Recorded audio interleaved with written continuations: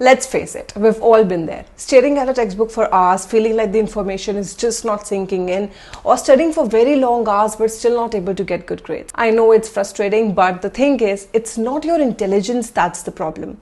You are not stupid. Your study methods are. You're not alone if you feel lost in the sea of study methods, but fear not, because in this video, I'll be sharing with you some study methods that you think are good for you, but are actually not that effective. Let's start with a good old-fashioned method of reading and highlighting. We all have been guilty of this at some point in our lives, sitting with a pretty pastel highlighter and highlighting everything that we think is important. While highlighting information can help you draw attention to the important lines, to the important topics, but it is not a very effective study method. This is because when you are highlighting, you are not actively engaging with your content. You are not able to process what you are highlighting, so you won't be able to remember it for a longer period of time. So if you want to remember something for a longer period of time, you need to switch to active recall methods and move away from passive methods. So highlighting is a passive study method, and thus it is not very effective. The second method that you think is very effective but is actually not is rereading your notes. Rereading your notes creates a problem of illusion of familiarity. This means that when you're reading your notes, you might get this illusion that you actually understand completely what you're reading, but in reality that might not be the case. So instead of rereading your notes whenever you want to revise your study material, what you should do is you should read it out aloud. You should follow the Feynman technique. That is, you pick a topic and you close your eyes and you say everything that you know about the topic in your own words, and after that you go and check if you got that right or not. Next is studying for long hours. We all think that if we study for 3 hours continuously or 4 hours continuously, that will be more beneficial than studying for short periods of time and taking regular small breaks. So I'm gonna have to break it to you, but that is not the case. This is because we all have fixed focus spans or attention spans. So this means that after a specific period of time, your mind will begin to wander off, and thus you will end up wasting a lot of your time if you just sit at your desk to study for 4 continuous hours. So instead, what you need to do is you need to follow the Pomodoro technique. So this means that you study for Pomodoro technique. By definition is that you study for 25 minutes and then you take 5 minutes break, and then you again study for 25 and take 5 minutes break, and so on, and after around 3 cycles you take a longer break.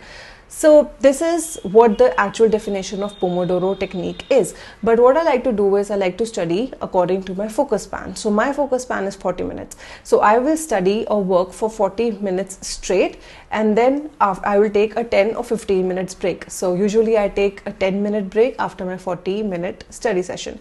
So this is something that you're going to have to experiment, and you have to see that when is your mind beginning to wander off. So if you feel like it is wandering off after 1 hour, if your focus span is one hour, then study for 1 hour and then take a 15 or 20 minutes break, and then get back to it after that for your 2 cycles or 3 cycles, completely depending on your personal needs. So it is something which is very, very subjective. It is different for different people. Next is group study sessions. We all love studying with our friends, but the thing is, it is actually helpful because it becomes easier for you to clear your doubts. You can discuss with your friends and get their opinions, get their views as well on a particular topic that you find hard to understand.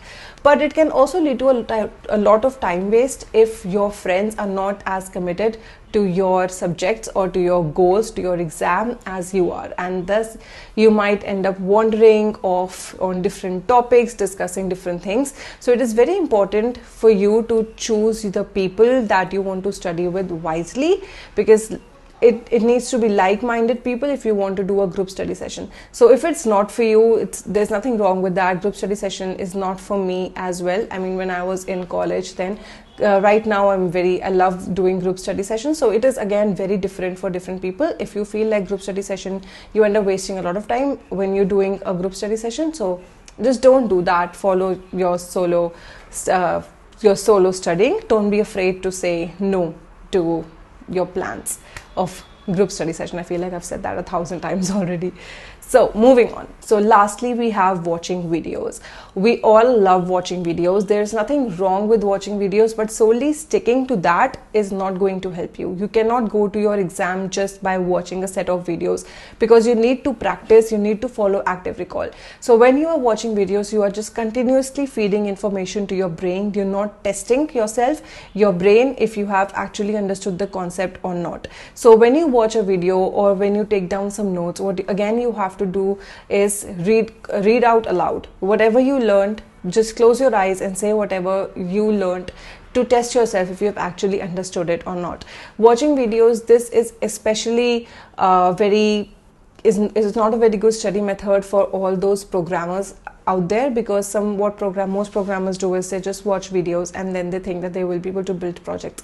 So that is not the case. So when you watch a video, you need to practice. So if you're learning, so if you're doing something for your memorization, there's something that you need to memorize, then you need to follow Feynman technique, you need to follow active recall, flashcards, and I have a lot of videos on that active recall methods on my channel, so do check them out. So you cannot stick to just watching videos. They are important. Watching videos are very crucial if you want to understand a particular concept, but once you have understood it, or once you think that you have understood it, don't forget to test yourself. Do follow active recall. So there you have it. This is the list of study methods that I feel are not as effective as you might think.